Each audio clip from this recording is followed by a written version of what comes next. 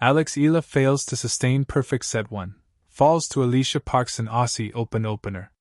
Caisson City Eala could not complete a demolition job and fell prey to Alycia Parks in her first Australian Open match on Monday at Melbourne Park.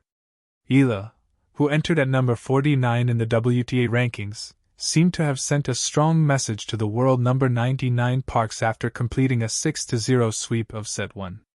However, Parks forced set 2 when she broke a 3-3 tie with 3 straight game wins, and in the deciding period, the American completed the reverse with a dominating performance. In a match that saw Parks committing 10 double faults and falling to the brink of a break point 17 times, Eala could not capitalize as she only completed 4 break points. Parks also showed her powerful yet pinpoint service as she converted 12 aces compared to only 1 from Eala. Eala's stint in the first Grand Slam event of the year is not yet over as she will team up with Ingrid Martens in a doubles clash against Magda Linette and Shuko Aoyama on Tuesday. If Eala and Martens fail to make it to Week 2 of the Australian Open, the floor is open for the former to come back home and join the WTA 125 Philippine Women's Open at the Rizal Memorial Tennis Center. The Melbourne air was thick with expectation as Eala stepped onto the Australian Open court, racket in hand, eyes bright with belief. For one set, perfect, pristine, and fearless, she played tennis that felt untouched by doubt. The scoreboard told a clean story, but the deeper truth lived in the rhythm of her strokes, in the way she moved like someone fully at home on one of the sport's grandest stages. Then, as tennis so often does, the match shifted. And by the end, Alycia Parks stood victorious, while Eala walked away carrying both the sting of defeat and the weight of promise. From the opening game, Eala was electric. She struck the ball early, redirecting pace with a calm authority that caught Parks off guard. Her returns landed deep, her angles pulled her opponent wide, and her court coverage stitched rallies together with patience and intelligence. There was nothing rushed in her game, nothing careless. Each point felt intentional, as if she were painting the match stroke by stroke. The first set unfolded like a dream sequence. Games slipped by quickly, almost too quickly, as Eala found answers to every question Parks asked. When power came at her, she absorbed it. When space opened, she stepped in and took it. The set closed without a blemish, perfect on paper, but even more impressive in spirit.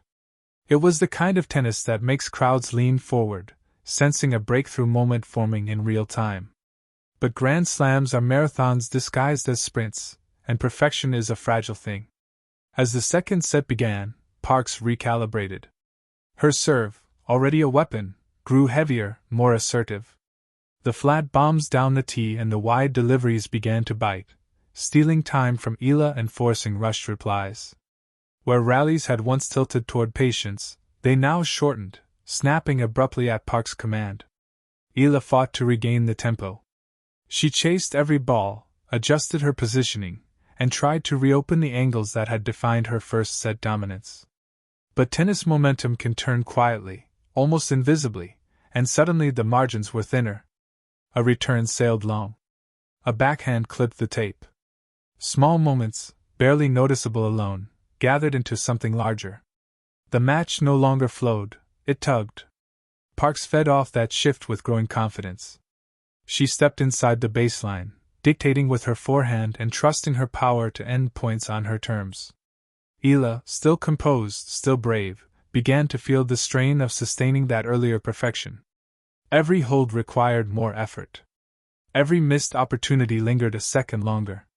By the deciding set, the contest had transformed into a test of resilience. Parks pressed forward, her aggression relentless, her belief fully restored. Eala resisted, digging in with the stubborn resolve that has defined her rise. She scrambled, counterpunched, and searched for openings, but the court felt smaller now, the windows narrower. When the final point arrived, there was no collapse, only acceptance. Parks raised her arms, the winner of a battle that had demanded adaptation and nerve. Eala paused, eyes fixed on the court, absorbing the moment. Loss hurt, but it did not erase what had come before. Because that first set still mattered. It mattered as proof of belonging, as evidence that Eala's game can command the biggest stages when belief and execution align. It mattered as a reminder that growth often comes wrapped in frustration, that the distance between brilliance and consistency is measured not in talent, but in time. Walking off the court, Eala carried lessons more valuable than a scoreline. She had tasted control and felt it slip away. She had seen how quickly matches can turn, and how fiercely one must adjust to survive them. And perhaps most importantly, she had shown the world, and herself, that perfection is possible, even if only for a set. In Melbourne, the result will be recorded as a first-round exit. But tennis history is built on quieter truths, moments when a player shows what they can become. On this Australian Open day, Eala didn't sustain perfection, but she revealed it. And that may be the beginning of something far greater than a single match win.